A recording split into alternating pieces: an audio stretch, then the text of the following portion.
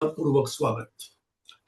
आपल्याला माहिती आहे की आपल्या देशातलं राजकारण आणि एकंदर व्यवस्थाच काही एका विशिष्ट मुठभर व्यक्तींनी, घराण्यांनी, म्हणजे औद्योगिक घराण्यांनी आणि एका विशिष्ट उजव्या धर्मांध अशा विचारसरणीच्या लोकांनी ताब्यात घ्यायला सुरुवात केलेली आहे, किंबहुना निम्मी अधिक ती ताब्यात घेतलेली सुद्धा आहे.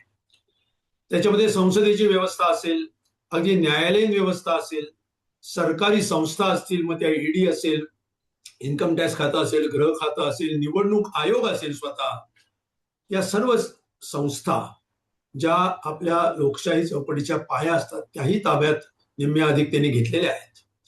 त्याचबरोबर आता एकंदर पक्ष पद्धती जी आहे, राजकीय पक्षांचीच एकंदर जी व्यवस्था आहे, त्या व्यवस्थेलाच आपल्या खिशात कसं घालता येईल यासाठीची अत्यंत निर्णायक अशी पावलं विशेषतः गेल्या 2 महिन्यामध्ये महाराष्ट्रामध्ये या भारतीय जनता पक्ष, संघ परिवार आणि त्यांनी सगळे त्यांच्या गोतावळ्यामध्ये विकत घेतलेले, काही जबरदस्तीने ओढून आणलेले, काही धमक्यांनी ओढून आणलेले पक्ष, जसे शिंदे सेना आहे, मी त्याला लाचार सेना असे आपण म्हणू शकतो, किंवा राष्ट्रवादी काँग्रेस पक्ष आहे जो पहिल्यांदा अजितदादा पवार यांच्या नेतृत्वाखाली होता, असे त्यांचे उपग्रह बनलेले पक्ष यांची एक मोठ बांधून त्या सगळ्यांनी एक राज्य चालवलेलं आहे. आणि महाराष्ट्रामध्ये पक्ष व्यवस्थाच पूर्णपणे तोडून कशी टाकायची आणि त्याच्यामध्ये भारतीय जनता पक्ष आणि संघ परिवार यांच्यासाठीचा रस्ता कसा खुला करून द्यायचा याचा एक वस्तुपाठ त्यांनी घालून दिला. आणि तोच आता बंगालमध्ये सुद्धा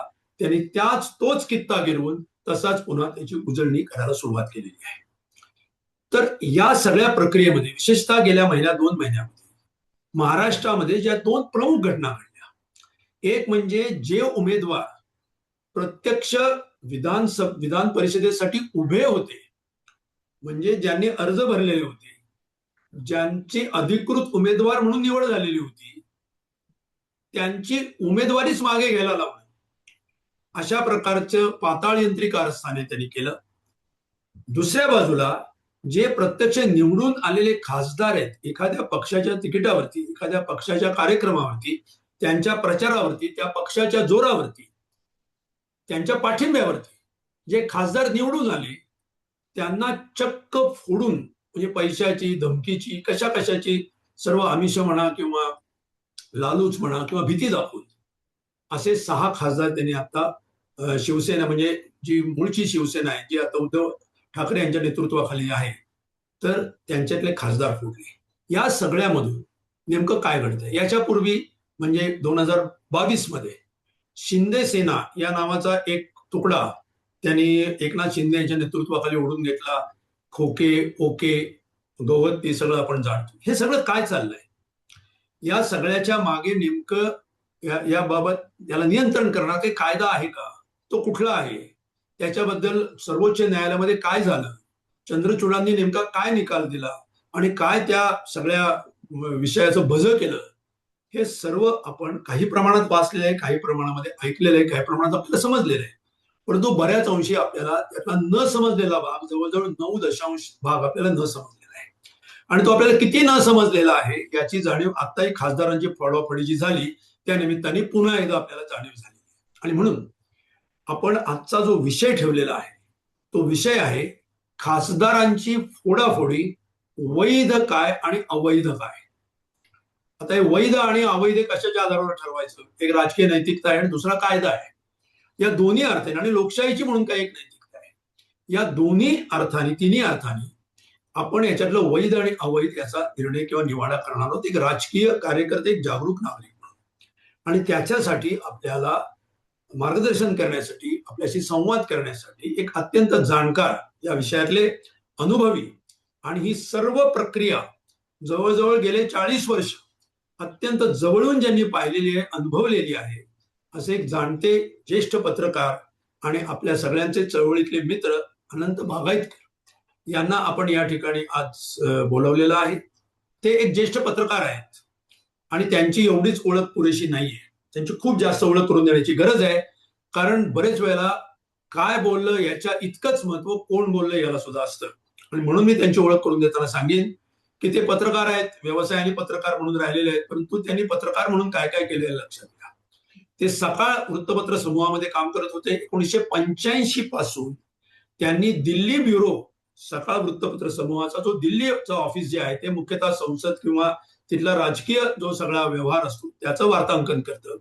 त्या ब्युरोचे ते प्रमुख राहिलेले आहेत 1985 नंतर जवळजवळ 15 किंवा 20 वर्ष.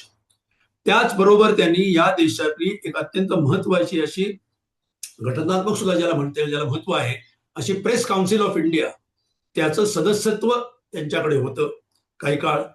त्यानंतर प्रेस क्लब ऑफ इंडिया ही पत्रकारांची एक अतिशय ज्याला आपण म्हणतो व्यावसायिक परंतु अत्यंत उच्च मान जिला आहे, उच्च ज्याला मान्यता आहे, अशा प्रकारच्या एका संस्थेचं सुद्धा त्याने त्यांचे पदाधिकारी ते राहिलेले आहेत. याबरोबरच संसदेचे एक मीडिया ऍडव्हायझरी कमिटी असते, म्हणजे माध्यमांविषयी सल्ला देणारी एक संसदेची एक ऍडव्हायझरी कमिटी असते, सल्लागार समिती असते. त्याचे सेक्रेटरी म्हणून त्यांनी काम केलेलं आहे. ही अत्यंत महत्वाची गोष्ट आहे. म्हणजे केवळ संसदेचं त्यांनी वार्तांकन केलं एवढं नाही, तर त्या सल्लागार समितीचे ते सचिव म्हणून सुद्धा त्यांनी काम केलेलं आहे. आणि इतकंच नाही तर पत्रकारांच्या आंदोलनामध्ये त्यांनी अनेक वेळा अत्यंत महत्वाची, निर्णायक आणि रस्त्यावर उतरण्याची भूमिका वेळोवेळी घेतलेली आहे. आणि सगळ्यात महत्वाचं म्हणजे सरकारच्या विरोधामध्ये उभं राहण्याचा ताठपणा ज्या अतिशय थोड्या पत्रकारांमध्ये आज उरलेलं आहे, त्याच्यामध्ये त्यांचं नाव, बागायतकरांचं नाव आपल्याला घ्यावंच लागेल. कारण करोनाचं निमित्त करून या भारतीय जनता पक्षाच्या म्हणजे मोदी शहांच्या सरकारने संसदेमधला पत्रकारांचा प्रवेशच बंद करून टाकला. कारण करोना आहे, काय करायचं. ठीक आहे, करोना संपला, देशातला संपला, जगातला संपला, दिल्लीतला संपला, संसदेतला संपला, पण सरकारच्या मनाला जो करोना नावाचा किंवा जो काही रोग झालेला आहे हुकुमशाहीचा, तो काही गेला नाही. त्यांनी संसदेमध्ये पत्रकारांचा प्रवेश बंद ही प्रक्रिया त्याच्यानंतरही चालूच ठेवली. त्याच्या विरोधामध्ये त्या सल्लागार समितीचे सेक्रेटरी असलेले बागायतकर यांनी बाणेदारपणाने प्रयत्न केले पहिल्यांदा हे उठवावं म्हणून, पण जेव्हा हे सरकार हुकुमशाही पद्धतीनं केवळ पत्रकारांचं तोंड दाबण्यासाठी ऐकत नाही असं जेव्हा त्यांच्या लक्षात आलं, तेव्हा त्यांनी त्याचा थेट राजीनामा दिला. आणि नंतर मग सरकारला त्यांच्या भूमिकेत थोडाफार बदल करावा लागला. आज ते सत्याग्रही विचारधारा या कुमार सप्तर्षी यांच्या नेतृत्वाखाली चालणाऱ्या अनेक वर्ष गेले मराठीमध्ये एक वैचारिक मासिक म्हणून जे सगळ्या महाराष्ट्राला परिचित आहे, विशेषतः लोकशाही समाजवादी विचार आणि गांधीवादी विचाराला वाहिलेलं, तर त्या सत्याग्रही विचारधारा या मासिकाचे नुकतेच ते कार्यकारी संपादक झालेले आहेत. म्हणजे रादर त्यांना एक ते त्यांची चळवळीची विचाराशी असलेली बांधिलकी आहे, त्याच्यामुळे त्यांनी ती जबाबदारी अत्यंत आनंदाने स्वीकारलेली आहे.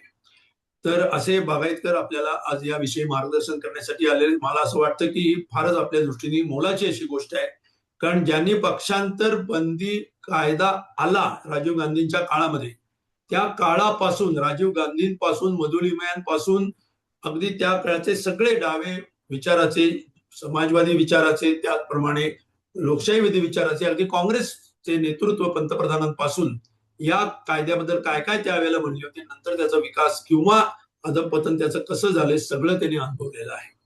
तर त्या बागायतकरांचं मी मार्क्सवादी कम्युनिस्ट पक्षाच्या वतीनं अत्यंत मनपूर्वक स्वागत करतो आणि त्यांना विनंती करतो की त्यांनी सध्याची ही जी खासदारांची फोडाफोडी चाललेली आहे त्याच्यातलं नेमकं त्याला कायद्याचा काय आधार आहे का, किती आहे किती नाही, नैतिकतेचा काय आधार आहे का, किती आहे किती नाही, आणि न्यायाला चूड लावणारे चंद्र आपल्या इथं जे होऊन गेले, तर त्यांनी नेमकं ह्याच्यामध्ये काय भूमिका केलेली आहे आणि मुख्य म्हणजे पुढं काय करायचं.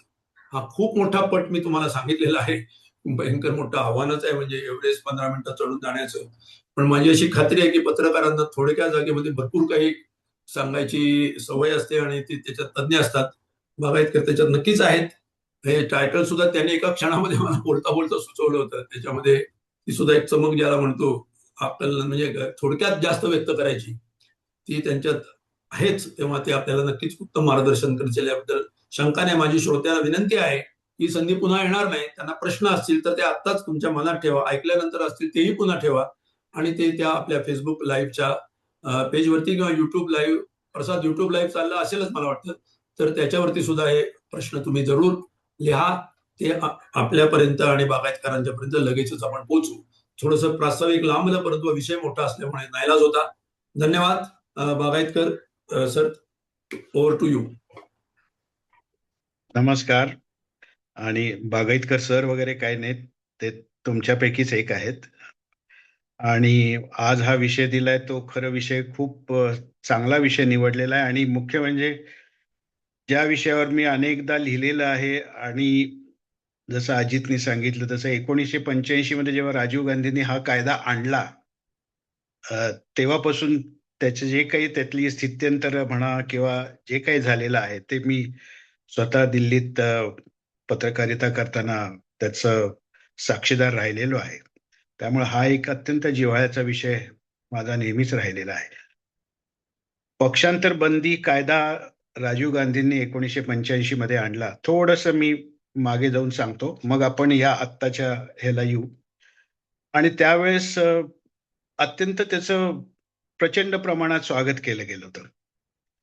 आणि ते स्वागत अशासाठी होतं की आयाराम गयाराम किंवा पक्ष फोडणं हे सगळे जे काही प्रकार तोपर्यंत झालेले होते, आणि त्या पार्श्वभूमीवर सगळ्या लोकप्रतिनिधींच्या पातळीवर किंवा राजकीय पक्षांच्या पातळीवर ही एक चिंता वाढायला लागलेली होती की आपल्या पक्षातले लोक जर दुसऱ्या पक्षात जर काही कारणाने, ज्याला आपण संधी साधूपणा म्हणू, ते जर गेले तर हे प्रकरण वाढत जाणार आहे. आणि मग याला आळा बसवण्यासाठी काय करायचं, आणि त्याच्यातून हा जो काही कायदा राजीव गांधींनी आणला, पक्षांतर बंदी कायदा, त्याचं फार मोठं स्वागत झालं. म्हणजे मला आठवते की मधु दंडवत्यांसारखा एक अत्यंत मोठा संसदपटू, त्यांना सुद्धा या कायद्याने भुरळ घातलेली होती.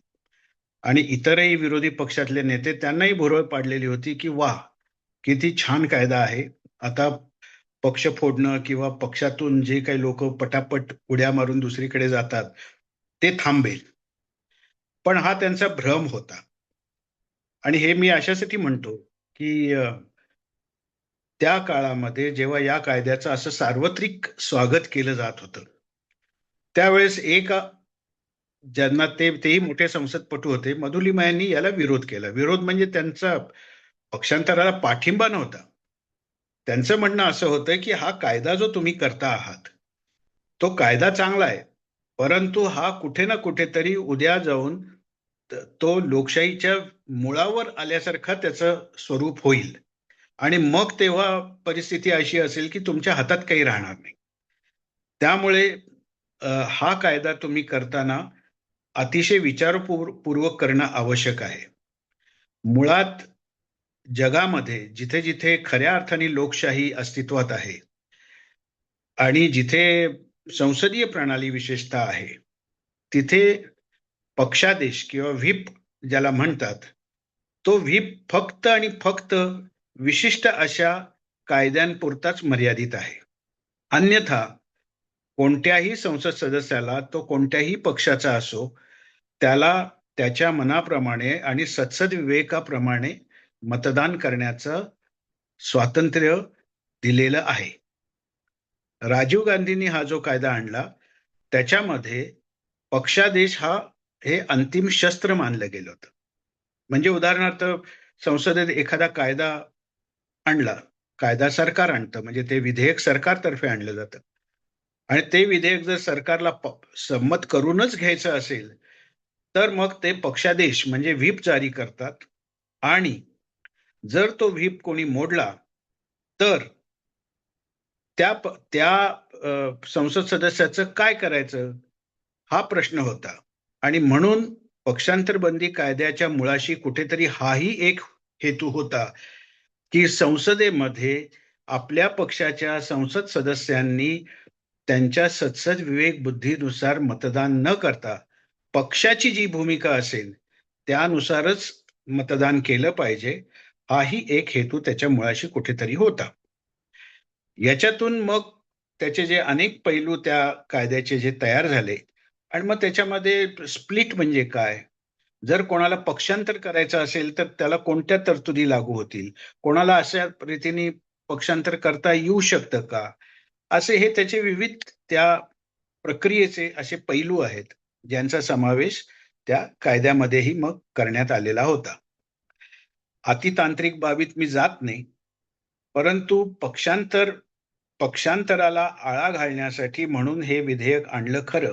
ते 10व्या परिशिष्टातही सामील केलं की ज्याच्यामध्ये कोणी त्याच्या विरोधात काही कुठे जाऊ नये असा एक म्हणजे जेव्हा 10व्या परिशिष्टामध्ये ते समाविष्ट केलं जातं तेव्हा त्याला तुम्हाला चॅलेंज करता येत नाही.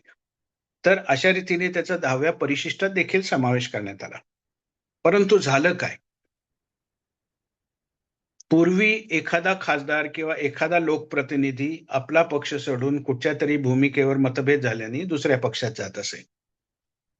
परंतु या पक्षांतर बंदी कायद्यामध्ये ज्या काही व्याख्या करण्यात आल्या होत्या विविध गोष्टींच्या, त्यानुसार 2/3 लोकांनी जर पक्ष सोडला तर मग ती स्प्लिट मानली जाईल, म्हणजे त्या पक्षामध्ये ती फूट आहे असं मानलं जाऊन मग त्या 2/3 संख्या असलेल्या गटाला स्वतंत्र अस्तित्वाचा दर्जा दिला जाऊ शकत होता. पण याच्यामध्ये मूलभूत गोष्ट जी लक्षात ठेवण्याची आपल्याला जी आवश्यक आहे आणि ती सर्वात महत्वाची गोष्ट आहे आणि केवळ त्या एका मुद्द्यावरच सध्या पक्षांतराच्या संदर्भात जी काही अत्यंत शोकांतिक अशी जी अवस्था आपण बघतो ती त्या एका मुद्द्याशी निगडीत आहे. जो मूळ कायदा आहे आणि हे म्हणजे आपण एका पक्षाचेही कार्यकर्ते आहात आणि एका वैचारिक भूमिकेने आपण एका संघटनेत काम करता, त्यामुळे हा मूलभूत मुद्दा अत्यंत लक्षात ठेवणं आवश्यक आहे की या कायद्यानुसार 2/3 बहुमत असणारा जो गट आहे त्यालाच स्वतंत्र पक्ष किंवा स्वतंत्र गट म्हणून मान्यता दिली जाते. पण आता सर्वात महत्वाचा भाग, केवळ एखाद्या संसदीय किंवा विधिमंडळ पक्षातले 2/3 त्यांचे सदस्य दुसऱ्या पक्षात गेले म्हणजे ती फूट आहे का, स्प्लिट आहे का, असा जर प्रश्न निर्माण झाला तर हा कायदा त्याबाबत स्पष्टपणे सांगतो की केवळ संसदीय पक्षातले लोक कुठच्या तरी दुसऱ्या पक्षात गेले. संसदीय पक्ष म्हणजे काय? खासदार. विधिमंडळ पक्ष म्हणजे काय? आमदार. आता जर एखाद्या पक्षात समजा 25 आमदार आहेत किंवा 25 खासदार आहेत, त्यातले 2/3 म्हणजे आपण गृहीत धरू 16 किंवा 17 त्यांनी दुसऱ्या पक्षात प्रवेश केला म्हणून त्यांना स्वतंत्र गटाचं अस्तित्व मान्य करायचं हे कायदेशीर नाही. हे कायदेशीर नाही, हे पक्क लक्षात ठेवा. आणि हे मी सांगत नाहीये, लोकसभेचे जे एक सेक्रेटरी जनरल होऊन गेले सोमनाथ चॅटर्जी जेव्हा लोकसभेचे अध्यक्ष होते तेव्हा त्या काळात ते लोकसभेचे महासचिव होते PDT आचारी, जे घटनातज्ञ आहेत आणि संसदीय कामकाजातले तज्ञ मानले जातात. त्यांचे अनेक लेख ते वेळोवेळी लिहित असतात. हिंदूमध्ये, टेलिग्राफमध्ये, अनेक ठिकाणी ते लिहितात. इंडियन एक्सप्रेसमध्ये PDT आचारी हे त्यांचं नाव आहे आणि तुम्ही त्यांचे लेख काढून बघू शकता. आता लोकसभेचे जे महासचिव राहिलेले आहेत त्यांनी हे स्पष्ट मत व्यक्त केलेलं आहे की केवळ एक संसदीय पक्षातले किंवा विधिमंडळ पक्षातले 2/3 लोकप्रतिनिधी दुसऱ्या पक्षात गेले म्हणून लगेच त्यांना वेगळ्या गटाचा, स्वतंत्र गटाचा दर्जा देणं हे कायद्याला, म्हणजे तो जो कायदा आहे पक्षांतर बंदीचा, त्या कायद्याला धरून नाही. नो. आता हे एकदा तुम्ही कुठे तुमच्या मनामध्ये रजिस्टर केलं, नोंद केली, तर मग आता तुम्हाला सगळी उत्तरं मिळतील की हे खटले प्रलंबित का ठेवण्यात येत आहेत. कारण जर या कायद्यानुसार निर्णय करायचा झाला तर सुप्रीम कोर्टाला शिंदे, अजित पवार किंवा आता जे काही तमिळनाडू तर हे झालेलंच आहे. ADMK मध्ये जेव्हा ते 25 आमदार त्या विजय बरोबर गेले तेव्हा अण्णा द्रमुकच्या अध्यक्षांनी पत्र लिहिलं की ते अपात्र त्यांना करा म्हणून, कारण ते 2/3 होत नव्हते आणि ऑब्व्हियसली पक्षात ती फूट नव्हती. त्यामुळे जेव्हा अपात्रतेची कारवाई सुरू झाली, तेव्हा मग त्यातल्या 4 आमदारांनी पटकन राजीनामे दिले. मग ती संख्या खाली 21 वर आली. पण मग अण्णा द्रमुकच्याच नेतृत्वाला काय वाटलं, की त्यांनी पत्र लिहून असं म्हटलं, की नाही आम्हाला ही कारवाई पुढे रेटायची नाही आणि मग विधानसभा अध्यक्षांनी ती कारवाई स्थगित केली. तो त्यांचा इंटरनल प्रश्न आहे. इथे महत्वाची जी बाब, कायदेशीर बाब मी जी सांगत आहे ती ही आहे, की केवळ विधिमंडळ पक्षातले आमदार, 2/3 आमदार किंवा एखाद्या संसदीय पक्षातले 2/3 खासदार दुसऱ्या पक्षात चालले गेले म्हणजे त्याला फूट मानली जात नाही. ते पक्षादेश जो मूळ पक्ष आहे त्याच्या व्हीपच्या अंडर येतात आणि जर एखाद्या विधेयकावर त्या पक्षाने व्हीप जारी केला त्यांना आणि त्यांनी जर त्या व्हीपच्या विरोधात मतदान केलं तर त्यांचं सदस्यत्व ऑटोमॅटिक रद्द होतं. ते कायद्यानुसार आहे, की जर तुम्ही पक्षादेश म्हणजे व्हीपचा भंग केला तर तुमचं सदस्यत्व रद्द होतं. हे सगळं यांना माहिती असल्यामुळे यांनी निरनिराळे मार्ग काढून याच्यातून ज्या पळवाटा सुरू केलेल्या आहेत त्या या आहेत. दुसरी बाब, पक्षांतर बंदी कायदा असं सांगतो. हे झालं विधिमंडळ पक्षाचं आणि हे मी का सांगितलं? याचं कारण असं, की जो पक्षांतर बंदी कायदा आहे त्याच्यामध्ये ही तरतूद आहे, की 2/3 फूट म्हणजे स्प्लिट ही फक्त पक्षाच्या कुठच्या एका शाखेत म्हणजे विधिमंडळ किंवा संसदीय शाखेत, कारण ती ब्रँच आहे. मूळ पक्ष पॅरेंट बॉडी जी आहे तो मूळ पक्ष आहे. त्यामुळे केवळ त्या पक्षातल्या एका ब्रँचचे म्हणजे संसदीय किंवा विधिमंडळ गटाचे जर लोक कोणी जात असतील तर त्याला स्प्लिट मानता येणार नाही.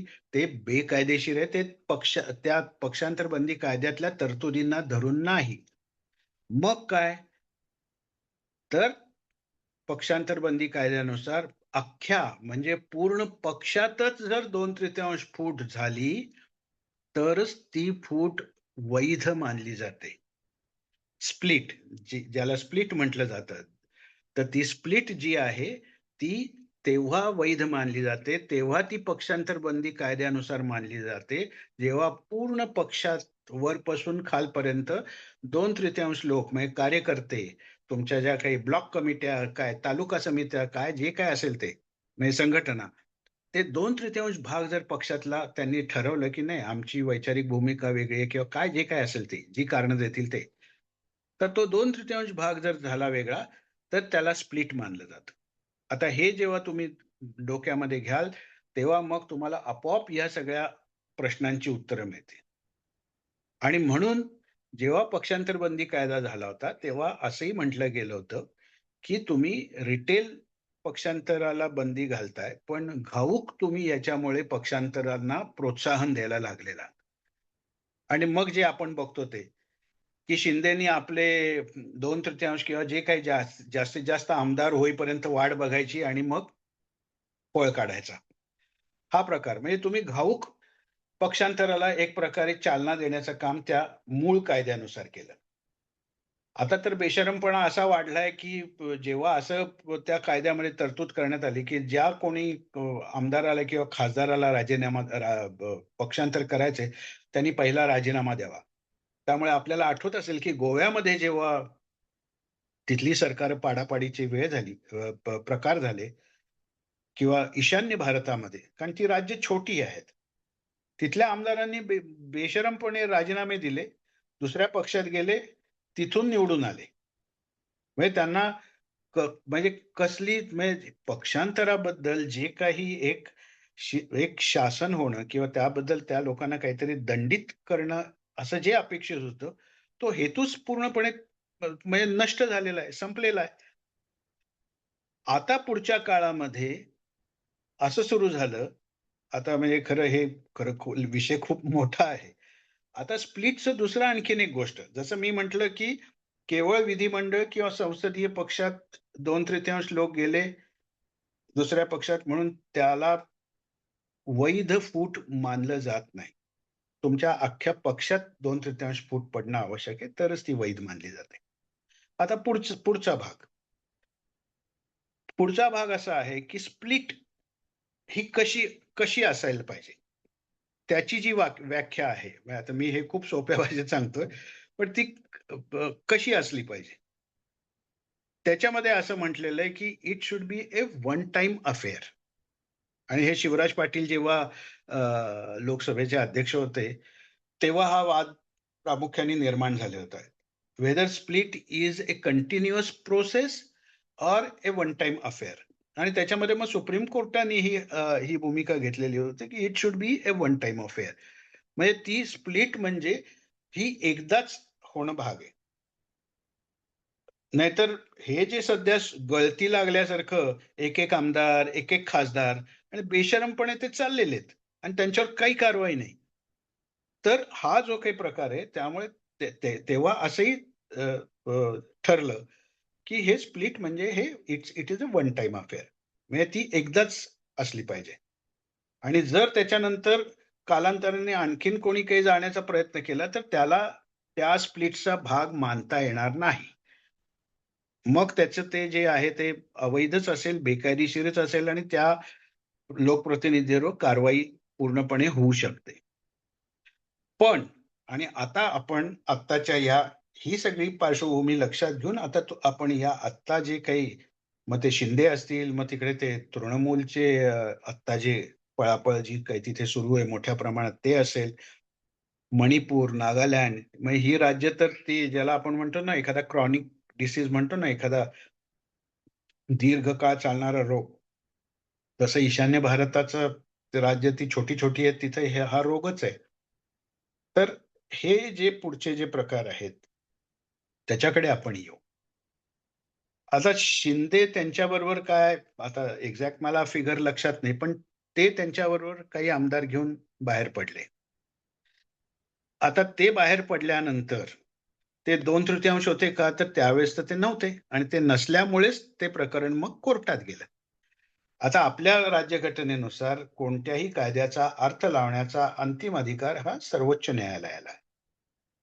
त्याचबरोबर या प्रकरणामध्ये पक्षांतर नावाचा जो काही हा प्रकार आहे, याच्यामध्ये लोकसभा किंवा राज्यसभा म्हणजे संसदेचे जे दोन्ही पीठासीन प्रमुख असतात, म्हणजे लोकसभेचा अध्यक्ष आणि राज्यसभेचा सभापती, त्याचप्रमाणे राज्यात विधानसभेचा अध्यक्ष आणि विधान परिषदेचा सभापती, तर यांना निर्णायक अधिकार देण्यात आलेले आहे.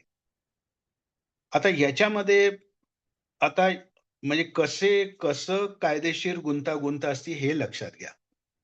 यांना निर्णायक अधिकार दिलेले आहेत. मग त्यांनी जर एखाद्या गटाला स्वतंत्र गट म्हणून मान्यता दिली तर मग त्याची जस्टिशिएबिलिटी किंवा त्याच्याबाबत न्याय मागण्याचा वाव कुठे राहतो, स्कोप कुठे राहतो, असा प्रश्न निर्माण होतो.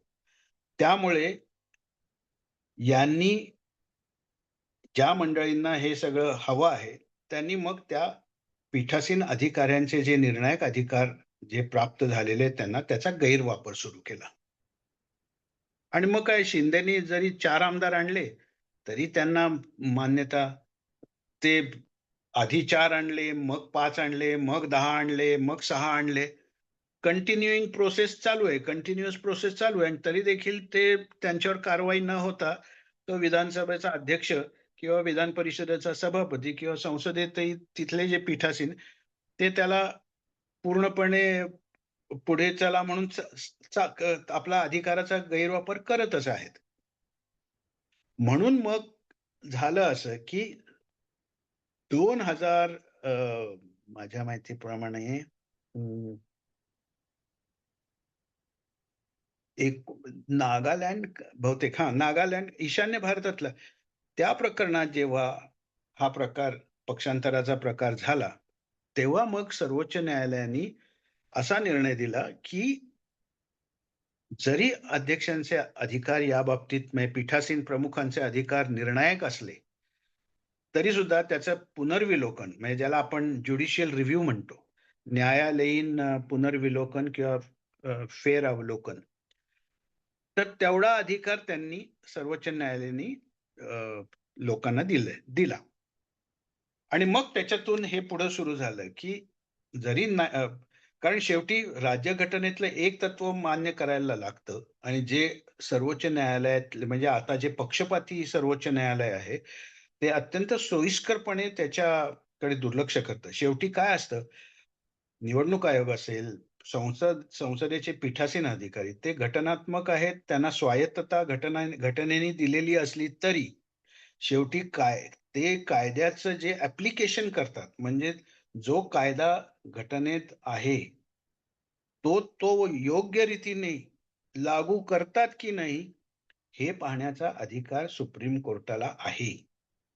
त्यामुळे केवळ आता त्या अध्यक्षांनी निर्णय दिलाय किंवा निवडणूक आयोगाने एकदा कारवाई केली त्यामुळे आम्ही काही करू शकत नाही, अशी हतबलता न्यायालयांना म्हणजे ते दाखवणं हे त्यांनी उचित नाही. म्हणून इथे न्यायालयांच्या भूमिकेवर सुद्धा आता प्रश्नचिन्ह उपस्थित व्हायला लागलेलं आहे. आणि जसं मी म्हणलं की चंद्रचूडांनी का निकाल दिला नाही या ह्याच्याबद्दल, हे शिंदे आणि हे पुढे जे काही महाराज, याचं कारण त्यांना पूर्ण माहिती आहे की जो घटनेत कायदा अस्तित्वात आहे त्याच्या आधारे जर निर्णय द्यायची वेळ आली तर शिंदेंना घरी बसावं लागेल. आणि हे मत माझं नाही, हे पुण्यात एक प्राध्यापक उल्हास बापट म्हणून आहेत, तेही घटनातज्ञ आहेत, त्यांनी हेच सांगितलं. पीडीटी आचार्यांनी हेच सांगितलं. अभिषेक सिंघवींनीही हाच युक्तिवाद केलेला आहे की तुम्ही, आणि एकदा एकदा 10 आले. शिंद्यांनी ज्या दिवशी स्प्लिट केलं त्या दिवशी शिंदेबरोबर असलेले आमदार आणि नंतरच्या काळात पुढे त्याच्यात होत गेलेली वाढ, म्हणून मग तिथे प्रश्न येतो की ही वन टाइम अफेअर आहे का इट्स अ कंटिन्युइंग प्रोसेस. त्यामुळे न्यायालयांनी या बाबतीत जी काही ज्याला डोळ्यावर पट्टी बांधण्याची अंध असल्याची जी भूमिका घेतली ती अत्यंत म्हणजे लज्जास्पद आहे. यांनी खरोखर म्हणजे बाबासाहेब आंबेडकर ते फार महान होते, पण खरोखर न्यायालयांच्या ह्या भूमिकेबद्दल अत्यंत राग यावा, अत्यंत अनुचित अशी भूमिका न्यायालयांनी घेतली. आणि मग त्यांच्या हातातलं जे नेहमीचं हत्यार आहे की तारीख पे तारीख, तारीख पे तारीख हे आहे. त्यामुळे या या केसचा जो निकाल आहे किंवा हे प्रकरण आहे तो निकाल कधी म्हणजे आपल्या हयातीत लागेल किंवा नाही, वी डोंट नो. त्यामुळे हे जे लवाड्या आहेत त्या या अशा आहेत, म्हणजे एका बाजूला पक्षांतर बंदी कायदा, एका बाजूला पीठासीन अधिकाऱ्यांच्या भूमिका, तिसऱ्या बाजूला न्यायसंस्थेची भूमिका, हे असे 3 ज्या गोष्टी आहेत त्या तिन्ही गोष्टी जर त्या पक्षांतर बंदी कायद्याच्या खऱ्या अर्थापासून लोकांना म्हणजे ते लोकांना म्हणजे खरं लोकांना माहिती असायला पाहिजे, पण या तिन्ही संस्था आहेत या एक प्रकारे, त्यात जर या पक्षांतर बंदी कायद्याची अशा रीतीने वासलात लावत असतील, वाट लावत असतील आणि ते मोडतोड करत असतील तर शेवटी हे हे हे हे न थांबणाऱ्या गोष्टी आहेत. लोकशाहीला जर सर्वात मोठी म्हणजे कलंक असेल तर तो हा आहे. म्हणून चंद्रचूड यांनी नुसतं काय सांगितलं की जर त्यांनी पळवाट काय काढली, ते म्हणले की जर उद्धव ठाकरेंनी राजीनामा दिला नसता तर कदाचित या प्रकरणाचा निकाल वेगळा लागू शकला असता. म्हणजे काय, म्हणजे तुम्ही हिंट तर करताय की शिंद्यांनी जे बंड केलेलं आहे ते कायदेशीर नाही, शिंद्यांनी जे शिवसेनेत फाटाफूट केलेली आहे ती वैध नाही, हे तुम्हाला पटतंय, तुम्हाला मान्य आहे आणि तुम्ही ते अप्रत्यक्षरित्या सूचित करताय, पण तुमच्यात हे धाडस नाहीये की नाही यांना घरी बसवलं पाहिजे. याचं कारण तुम्ही कुठच्या ना कुठच्या तरी एका मोठ्या सत्तेपुढे नतमस्तक किंवा शरणागत झालेला आहात, हा त्याचा अर्थ काढावा लागतो. दुर्दैव आहे पण तो अर्थ काढावा लागतो. कारण सरळ सरळ पक्षांतर बंदी कायद्याची व्याख्या जर तुम्ही केली तर त्या व्याख्येत हे जे आत्ताचे जे सगळे प्रकार आहेत ते बसणारेच नाहीयेत. लाज वाटत नाही यांना? हे राज्यसभेतले हे आम आदमी पार्टीचे पंजाब मधले 6 खासदार यांनी फोडले. तो कोण, तो राघव चड्ढा नावाचा एक माणूस, तो 6 खासदार घेऊन राज्यसभेत सरळ बीजेपी मध्ये सामील झाला. अहो संबंध काय? आम आदमी पार्टीत फूट पडली आहे का? नाही पडलेली. तृणमूल तृणमूलमध्ये सुद्धा जो प्रकार घडलेला आहे, अजून म्हणजे आता ते सगळंच गौड बंगाल आहे. म्हणजे त्या बंगालमधलं गौड बंगाल आहे. त्या ममता बरोबर आहेत किती लोक आता हेच कोणाला कळायला मार्ग नाही. तो भाग वेगळा. परंतु शेवटी आपण महाराष्ट्रातलं घेऊ, की महाराष्ट्रामध्ये तो पक्ष 2/3 म्हणजे शिवसेना म्हणजे उद्धव ठाकरे म्हणजे ज्या दिवशी शिंदे गेले आणि नंतरही आणि अजूनही जवळपास जे कॅडर आहे शिवसेनेचं ओरिजिनल ते आहे बहुतांशाने उद्धव बरोबर आहे. पण आता यांना जे पुढे भीती वाटतेय की न जाणो काही ह्याच्यातून काही झालं तर, म्हणून आता तुम्ही जे अलीकडच्या काळामध्ये एक नवी अ, तुम्ही एक हे गोष्ट बघताय म्हणजे डेव्हलपमेंट बघताय की ते नगरसेवक त्याच्यानंतर ते तालुका तालुका लेवल मधले पदाधिकारी हे यांना घेऊन आणि मग त्यांना मोठं प्रसिद्धी देऊन हे जे आता संघटनात्मक पातळीवर आता ती फूट करत करत करत करत प्रवेश करत करत कारण शेवटी असं आहे की तालुका म्हणजे पक्षातले लोक फोडत फोडत फोडत मग ते आता शिंदे काही वर्षांनी किंवा अजून काही महिन्यांनी असं दाखवतील की बघा 2/3 संघटना सुद्धा आमच्या बाजूने आहे. पण हे सुद्धा बेकायदेशीर आहे. आणि पुन्हा मी मागे जे म्हटलं तसं स्प्लिट हे कंटिन्युअस प्रोसेस नाही. स्प्लिट हे वन टाइम अफेअर आहे. जर शिंदेनी ज्या दिवशी शिवसेना फोडली त्या दिवशी जर शिवसेनेचं 2/3 कॅडर त्यांचे 2/3 आमदार काय संसदेतले जे काही खासदार असतील त्यातले 2/3 खासदार हे जर एका वेळी बाहेर पडले असते तर आज एकनाथ शिंदे यांच्या गटाला स्वतंत्र गट म्हणजे कायदेशीर स्वतंत्र गट नाव बिव जाऊ द्या ते काही असेल ते त्यांना मिळू शकलं असतं. आज ते त्यांना मिळत नाहीये आणि हे न्यायालयाचे निर्णय हे प्रलंबित ठेवण्याचं जे कारस्थानच आहे एक प्रकारे की हे का तुम्ही इतर गोष्टी पटापट निर्णय करता. तुम्ही अयोध्येच्या राम मंदिराचं तुम्हाला त्या चंद्रचूडांना प्रभू रामचंद्रांनी येऊन त्यांना काहीतरी प्रेरणा दिली आणि त्यानंतर त्यांनी ते काय म्हणतात त्याला ते जजमेंट तो निकाल दिला. आता तो जो अयोध्येचा निर्णय आहे तो ठीक आहे श्रद्धा भावना आणि ते पण कायदेशीर त्याच्यावर जर तुम्ही तो ताडून बघितला निर्णय तर तो कितपत कायदेशीर आहे हे एकदा बघा. त्याच्यावर असंख्य कायदे पंडितांनी लेख लिहिलेले आहेत की खरोखर हा निकाल कायदेशीर आहे का केवळ श्रद्धा आणि भावनेवर आधारित आहे.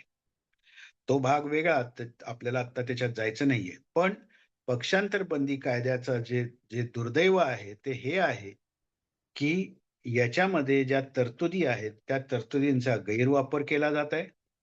त्याचप्रमाणे पीठासीन अधिकाऱ्यांची जी त्याच्यामधली एक निर्णायक स्थान त्याच्यात दिलं गेलेलं आहे त्या स्थानाचा देखील दुरुपयोग आणि गैरवापर सुरू आहे.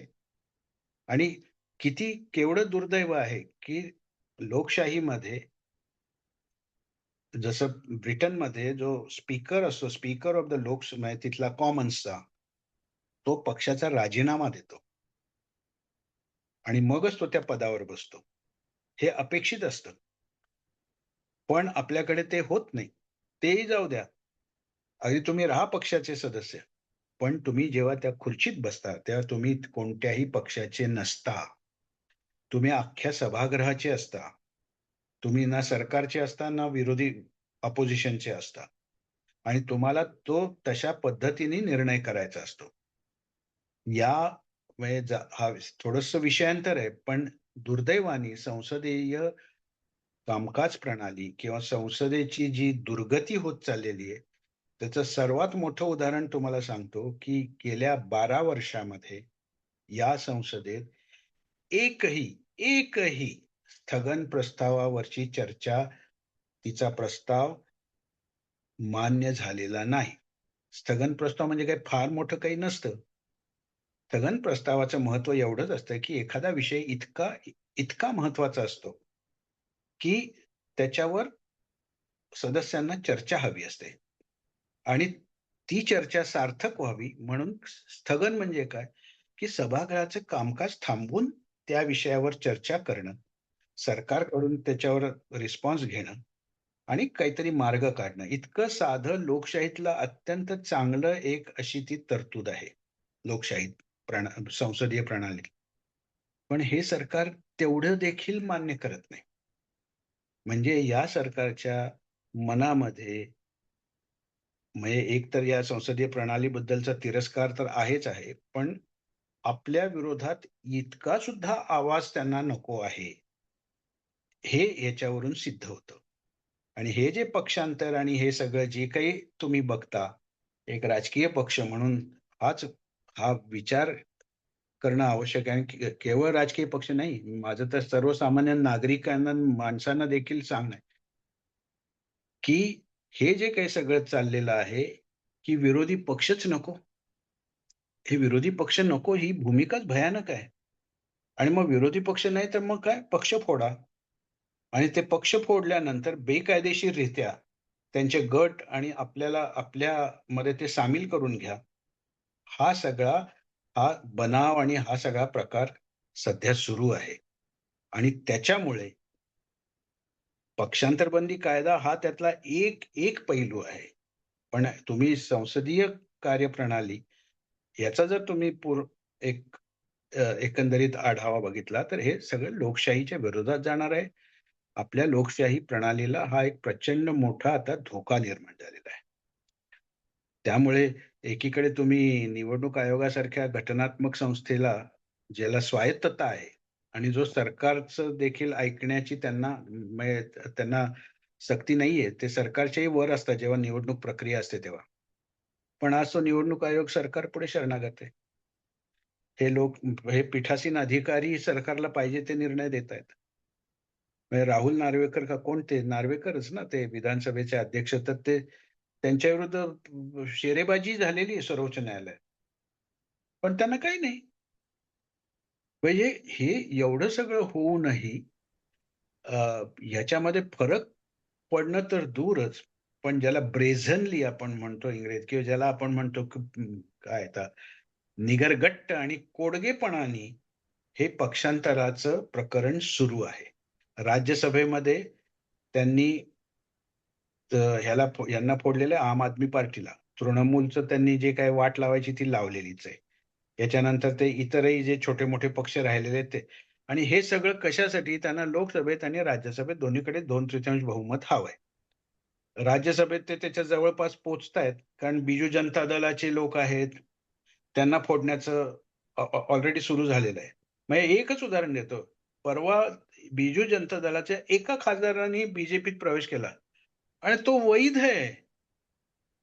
म्हणजे म्हणजे निगरगट्टपणाचा किती कळस असावा याचं ते उदाहरण आहे. म्हणून म्हणलं, तो राघव चड्ढा आणि ते 6 जण अवैध आहे, पण वैध आहे. ते बीजेपीत सामील आहेत, त्यांचं राज्यसभा सदस्यत्व चालू आहे. त्यामुळे हे अत्यंत भयानक पद्धतीने कायद्याची मोडतोड सुरू आहे. आणि ही मोडतोड सुरू होण्याचं एकमेव कारण आमची न्यायसंस्था ही अंध आणि मूक आणि बहिरी झालेली आहे. त्यामुळे हे जे तीन तीन हे या मालिकेतले हे 3 जे घटक आहेत, तेच दुर्दैवाने अशा पद्धतीने काम करतायत की ज्याच्यामध्ये न्याय मिळणं हे अवघड झालेलं आहे.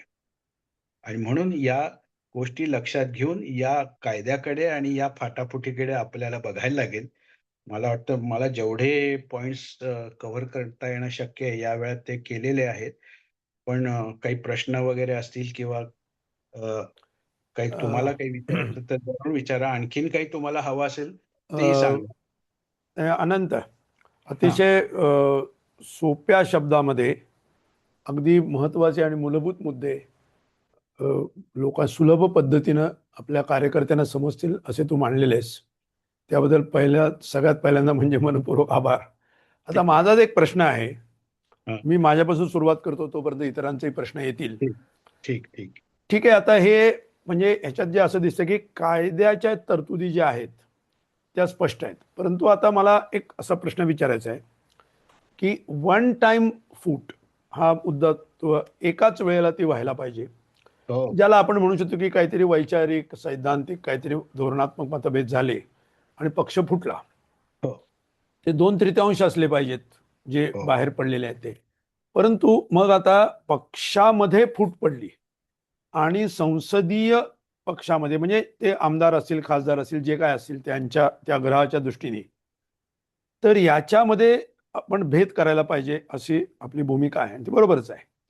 पण हा भेद करण्यासाठी उदाहरणार्थ असं आपण धरूया, एक काल्पनिक उदाहरण धरूया की आता हे शिंदे सेनेच्या बाबतीत किंवा यांच्या बाबतीत जे झालं की पक्षाची बाकी मंडळी जी आहेत ही सगळी एका बाजूला आहेत आणि आमदारातले बहुसंख्य किंवा व्हॉट एव्हर नंबर हे एका बाजूला गेले, तर मग पक्षामध्ये फूट झाली याचा निकष काय other than elected members of house, तर तो कसा ठरवायचा? बरोबर आहे, अगदी करेक्ट. असं आहे ह्याच्यामध्ये अजित, निवडणूक आयोगाकडे प्रत्येक पक्ष नोंदलेला आहे. त्याच्या तरतुदी आहेत. मी त्यात फक्त त्या तपशिलात गेलो नाही. हा परंतु निवडणूक आयोगाने आपल्या सगळ्या राजकीय पक्षांवर म्हणजे पक्षांतर्गत संघटनात्मक निवडणुका घेण्याचं बंधन घातलेलं आहे. हे आपल्या सर्वांना माहिती आहे.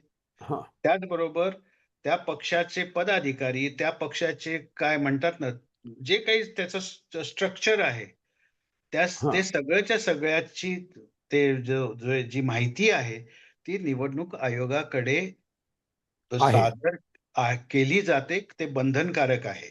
बरोबर. आणि त्यामुळे हम्म. तुमची जी पॅरेंट बॉडी किंवा जो मूळ पक्ष आहे, हा त्याचं हा जे स्ट्रक्चर आहे ते तुमच्या समोर आहे.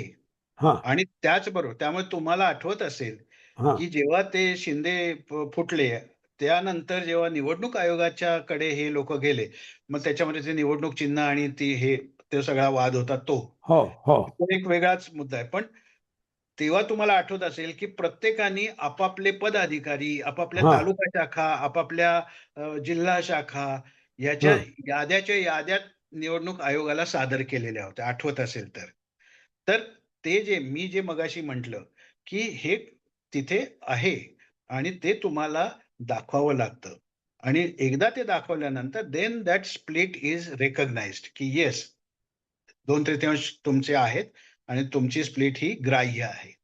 तर ते रेकॉर्ड असतं, निवडणूक आयोगाकडे असतं आणि त्यानुसारच त्याचा कारण कारण मग ते एकदा 2/3 स्प्लिट एकदा झाली, म्हणजे ते सिद्ध झालं, की मग पुढची जी पायरी किंवा टप्पा आहे तो निवडणूक चिन्ह आणि पक्षाचं मूळ नाव, त्याचा इश्यू येतो.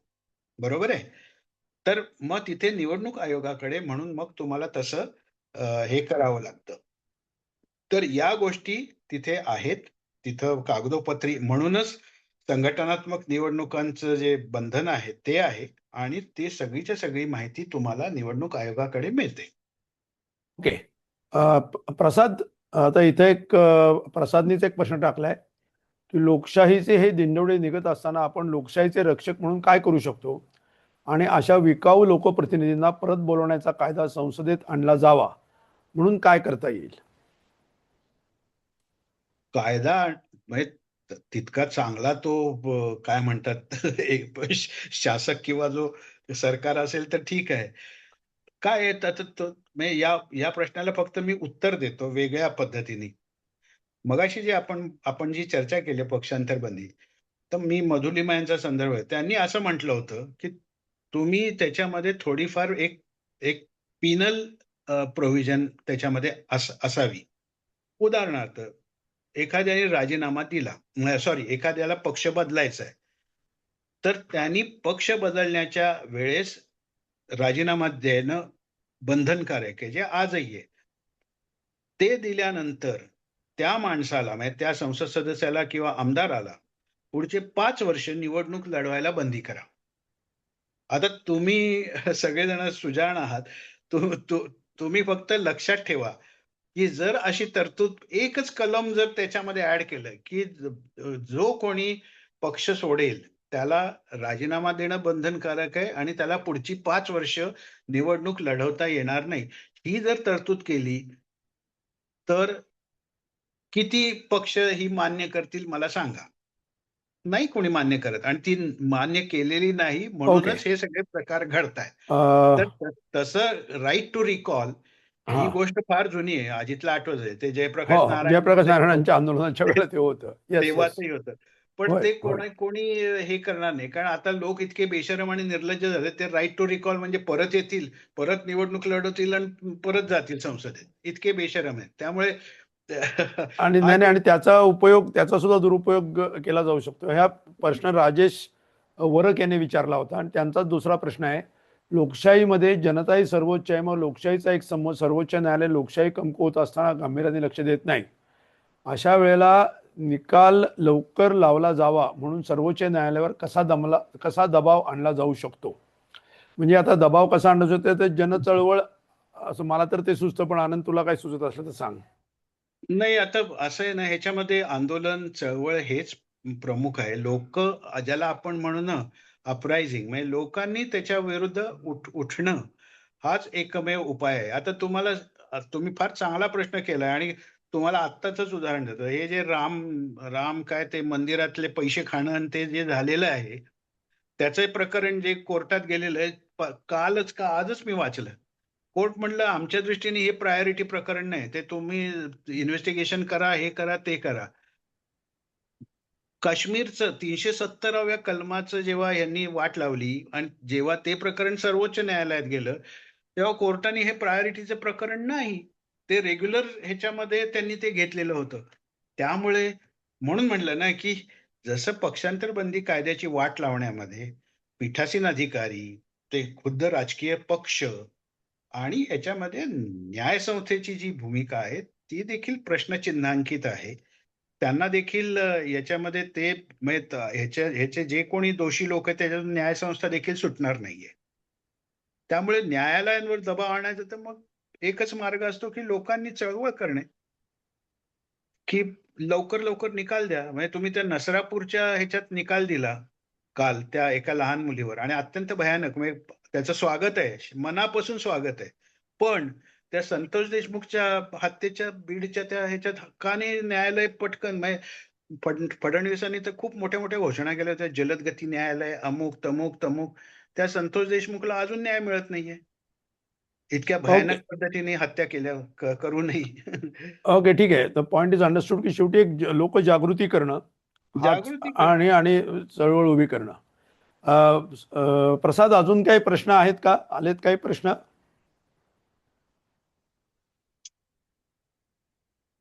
काही इथं चॅटमध्ये काही दिसत नाहीत मला. अजून काय प्रश्न नाहीये. प्रश्न नाहीये. ओके, ठीक आहे. एक अ, विचारायचं होतं ठीक आनंद आहे, जर प्रश्न नसतील, कारण लोक नंतर हे सावकाश बघत राहतात. अ, तर मला असं वाटतं की आनंद, हा लोकांनी हल्ली काय केले, वृत्तपत्रामध्ये फक्त मथळे वाचतात आणि काय झालं, ठीक आहे, काहीतरी फुटले लोक, नाहीतरी फुटणारच होते आणि मग ते फक्त वाईट होते, नालायक होते, म्हणजे फुटलेले नालायक होते. अरे, फुटलेले नालायक होतेच, पण फोडणारे त्याच्यापेक्षा जास्त नालायक आहेत. हा मुद्दा विसरला जातोय. हो, म्हणजे सगळ्यात हो. महत्वाचा मुद्दा काय, हे गद्दार आहेत. अरे, पण ज्यांनी गद्दारांची गद्दारी पेरून, गद्दारी नावाचं बी पेरून जोपासली आहे आणि ज्यांच्या हातात हे सगळी आता साधनं आहेत, त्यांचा गैरवापर चाललाय, त्यांच्या विरोधामध्ये चळवळ होणं हे, आणि याच्याबद्दल जे मूग पिळून, डोळ्यावरती पट्टी बांधून, तोंडामध्ये बोळा कोंबून आणि हातकड्या घालून सरकारने, अमित शहाने घातलेल्या न्यायासनावरती जे बसलेले आहेत, त्यांच्या विरोधामध्ये आपल्याला काहीतरी जागृती आणि एक जनमत तयार ते करणं हे मला वाटतं अत्यंत आवश्यक आहे. भूषण गवईंना इथे एकदा ते ते पुण्यात आले होते. हा. तेव्हा मी दुर्दैवाने सुदैवाने त्या सभेचं प्रास्ताविक मीच होतं, कारण ते गाडगीळ ट्रस्ट तर्फे आम्ही हा, त्यांना हा. बोलवलं होतं. अरे बापरे. हा. त्यांना मी एक्झॅक्टली त्यांना 2-3 जे कायद्यांचे त्यांना मी संदर्भ दिले, त्यात पक्षांतर बंदी कायद्याच्या बद्दल विचारलं. म्हणलं हा. न्यायसंस्था तुमची मग काय बोलले? काही उत्तर दिलं नाही. ते म्हणले आता तुम्ही पत्रकार आहात, म्हणजे हे जाहीर बोलले माझं नाव घेऊन आणि माझे संदर्भ घेऊन 4-4, 5-5 वेळा. ते म्हणले की तुम्ही फार व्हॅलिड मुद्दे उपस्थित केले प्रास्ताविकात, पण शेवटी एकदा त्या आसनावर बसल्यानंतर अनेक गोष्टी असतात, अनेक फोर्सेस असतात. त्यामुळे अरे आम्हाला बापरे. तर त्यांनी त्याचं स्पष्ट उत्तर देऊ शकले नाहीत. ओके, म्हणजे दॅट जसं स्पीक्स अ जसं लॉट. सायलेन्स इज हां, इलोक्वंट. म्हणजे एक्झॅक्टली त्यांचं जसं मौन हे सुद्धा खूप बोलकं आहे असं आपण नाही, म्हणू या शकतो. निमित्ताने म्हणजे आपल्या सगळ्या लोकांना आणखीन एका गोष्टीचं मला थोडंसं सांगायचं की कशा या संस्थांचं मोडतोड चालवलेली आहे. हां. म्हणजे लोकसभा अध्यक्षाला जे निर्णायक अधिकार जे दिलेले आहेत, जसं पक्षांतराबद्दलच्या हां. संदर्भात आहे, तसे एखादं विधेयक हे मनी बिल आहे का साधं बिल आहे का हे ठरवण्याचे पण अधिकार दिलेले आहेत. तर राज्यसभेला मनी बिलाबद्दल आणि अधिकार त्याच्यात काही होऊ नसल्यामुळे शकते. बरोबर आहे. तर लोकसभा अध्यक्षांकडून कुठचंही बिल मनी बिल करून घ्यायचं आणि राज्यसभेला फाट्यावर मारायचं, करेक्ट, हे देखील करेक्ट. या सरकारने केलेलं आहे. एक प्रश्न असाही आहे की 29च्या निवडणुका होणार का? मला वाटतं याचं उत्तर आनंद बागायतकरांपेक्षा आपणच द्यायला पाहिजे की त्या निवडणुका व्हायला पाहिजेत आणि त्या आपण आपल्या चळवळीच्या जोरावरती योग्य त्या दिशेने नेल्या पाहिजेत. शेवटी पत्रकार किंवा अभ्यासक हे आपल्यापर्यंत वस्तुस्थिती पोचवतील, माहिती पोचवतील, त्यातले बारकावे पोचवतील, परंतु जनतेला जागं करणं हे काम हे राजकीय पक्षांचं, राजकीय कार्यकर्त्यांचं, राजकीय आणि सामाजिक संघटनांचं आहे. माझ्या मते आपण सर्व जे कार्यकर्ते पक्षाचे असतील, पक्षाबाहेरचे असतील, जे हा कार्यक्रम ऐकत असतील किंवा याच्यानंतर बघतील, जर रेकॉर्डिंग बघतील, तर त्या सगळ्यांची ही जबाबदारी आहे. आणि आपण आज या आपल्या चर्चासत्रात म्हणजे या संवादाचा समारोप करत असताना हीच प्रतिज्ञा करूया की जोपर्यंत खऱ्या चांगल्या जैव अशा लोकशाहीची आपण मागणी निर्माण करत नाही आणि याच्याबद्दलचा नालायकपणा जो सरकारचा आणि न्यायव्यवस्थेचा चालू आहे आणि या सभापती नावाच्या एका संस्थेचा चालू आहे, त्याच्या विरोधात जोपर्यंत आपण जनमत तयार करत नाही, लोकांच्या मनात त्याच्याबद्दल चीड जोपर्यंत आपण निर्माण करत नाही तोपर्यंत होणार नाही. आणि चीड निर्माण करणं आणि चांगल्याची अपेक्षा निर्माण करणं आणि अर्थातच त्याचा काहीतरी एक पर्याय म्हणून उभं राहणं हेच आहे. आणि हाच राजकीय पर्याय, हाच म्हणजे हेच राजकीय उत्तर आहे. या अर्थानं मला वाटतं आपण पुढच्या काळासाठी जास्त जोरात काम केलं पाहिजे. ही माहिती आपल्याला एक इंधन म्हणून उपयोगी पडेल. परंतु अनंत बागायतकर हे कार्यकर्ते म्हणून आपल्याबरोबर येतील, परंतु पत्रकार म्हणून त्यांनी त्यांचं काम उत्तम केलेलं आहे. आपण आपलं काम आता उत्तम करूया, त्यांच्या सहित करूया. त्या ठिकाणी एवढंच आश्वासन. तुम्हाला पुन्हा एकदा आनंदचे मनपूर्वक आभार आणि या माहितीचा आपण चांगला उपयोग करून घेऊ अशा अपेक्षेसहित या ठिकाणी थांबतो. धन्यवाद. धन्यवाद. थँक्यू.